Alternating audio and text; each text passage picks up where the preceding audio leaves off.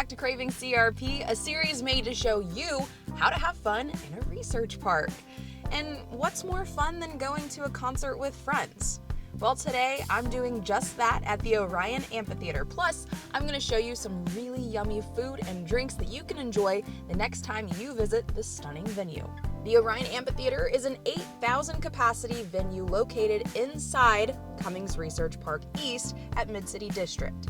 That's right, this is inside CRP.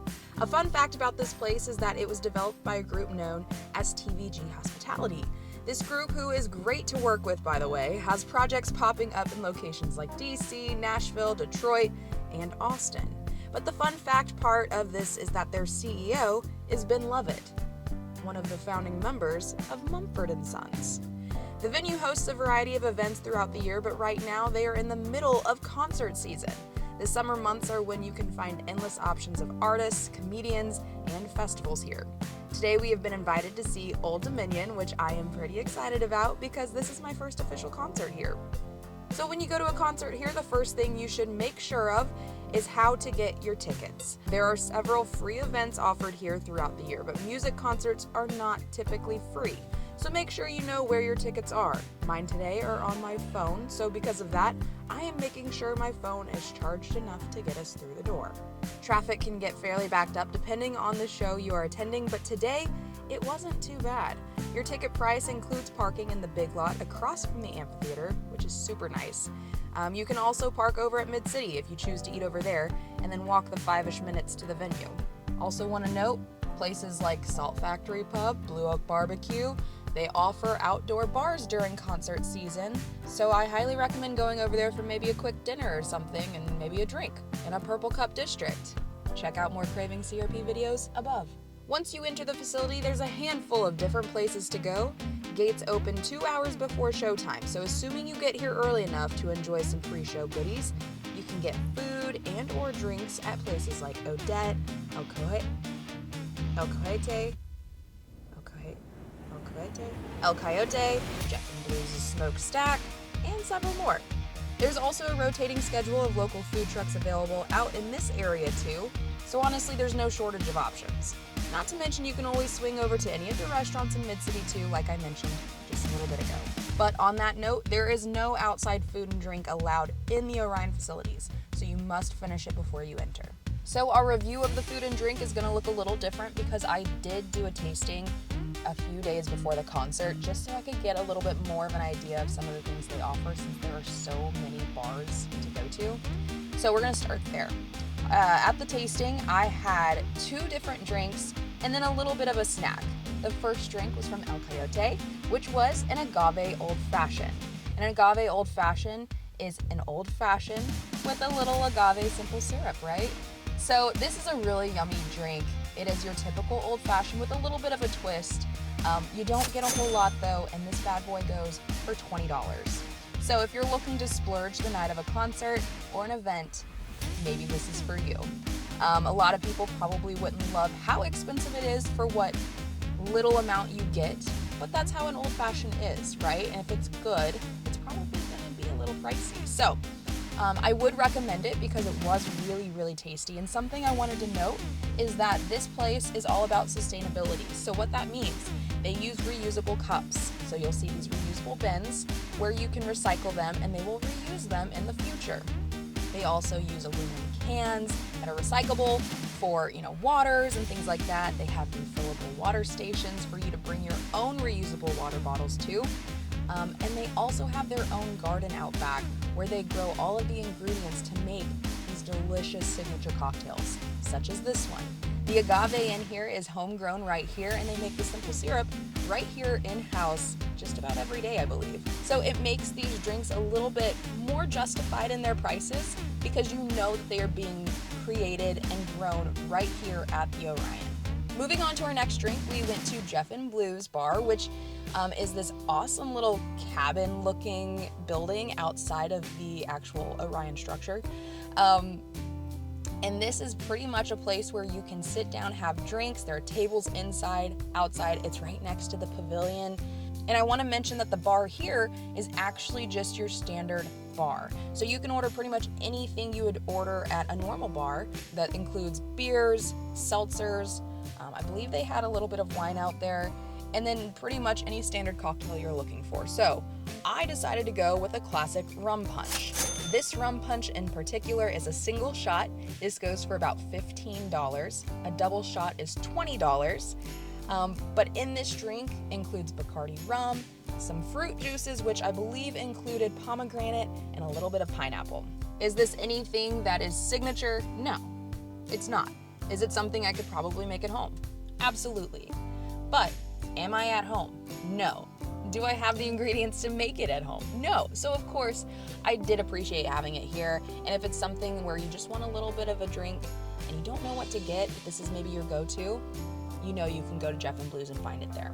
Also during this tasting event, we had a little bit of a sneak peek of some of their food, which included this vegetarian quesadilla, which was delicious. I'm not even sure what was in this, so that's why I'm not doing a complete review of it. I don't know the cost, I don't know those things, but it was a vegetarian quesadilla with some Tajín dusted tortilla chips and salsa, and holy cow, those chips and salsa could do it all for me.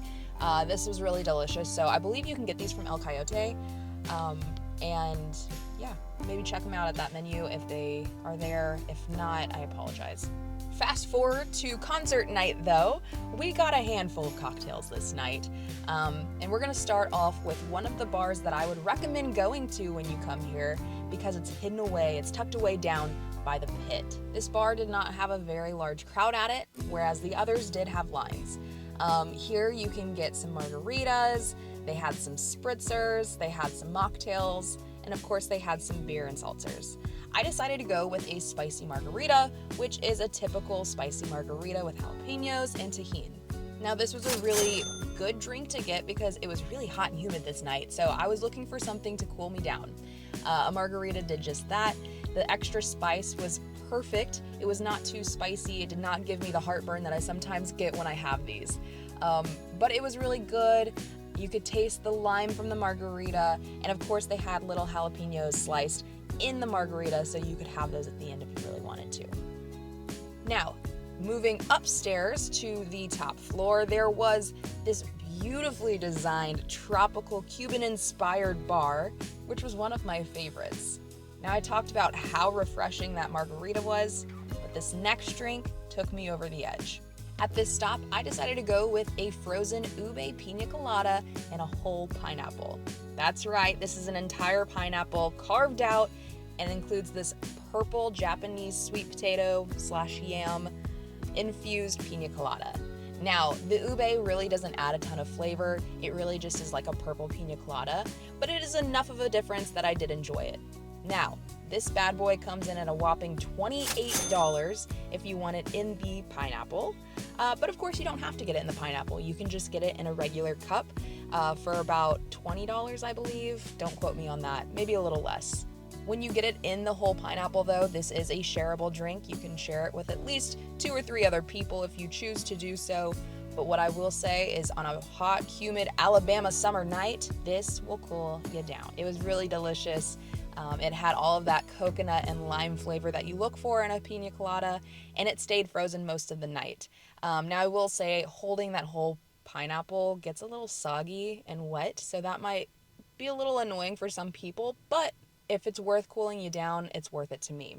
Now, for our snack on concert night, we decided to go back downstairs to Odette's to get the barbecue pork rinds. This is the cheapest thing I could find at the venue. This is $8 plus tax, and it is essentially just barbecue pork rinds.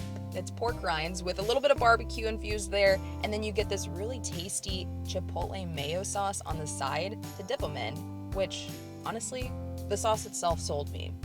I'm not a huge pork rind person, so I know getting this could be polarizing for some people.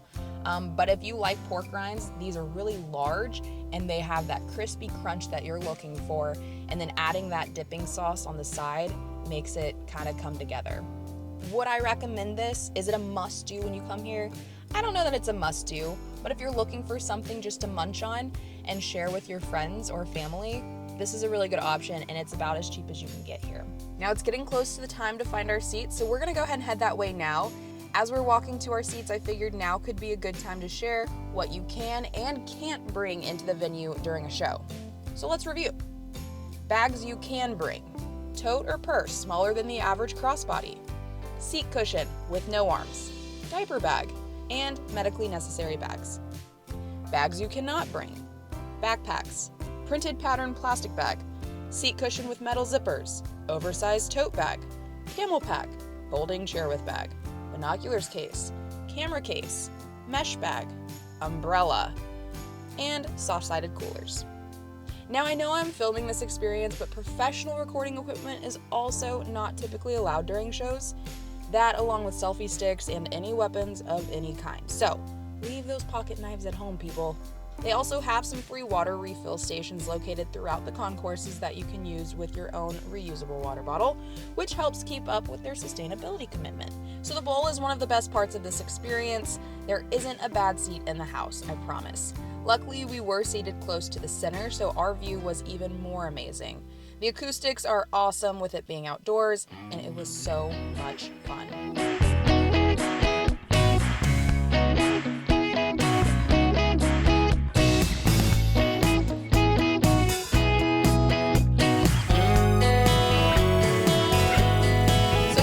Show at the Orion is definitely one of those must-dos when you come to Huntsville, and it being inside Cummings Research Park makes it that much more unique. So if you're looking for some upcoming shows and tickets that you might be interested in, click the link in our description below, and until next time, go back and watch some of our other CravingCRP videos. See ya!